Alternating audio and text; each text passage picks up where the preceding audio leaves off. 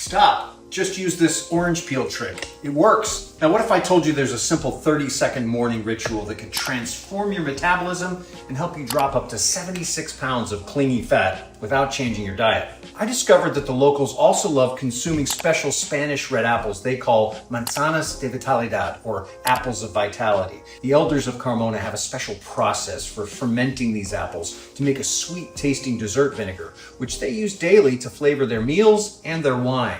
And it turns out that this sweet, sugary vinegar is loaded with unique nutrients that mimic the effects of those expensive GLP-1 weight loss medications that cost thousands of dollars per month. Now, the University of Texas found this sugary dessert vinegar reduced hunger hormones by an astonishing 279% and stimulated weight loss by 43% in a series of clinical trials. And even better, participants who regularly consumed the sugary vinegar from these apples reported feeling more energetic and mentally clear within just days. Locals there also swear by a plant they call pimiento rojo, or Andalusian red pepper. This isn't the common variety you might find elsewhere. This plant thrives in the mineral-rich soil of southern Spain. Now, the villagers dry and grind these peppers to make a warming spice that they add to many dishes.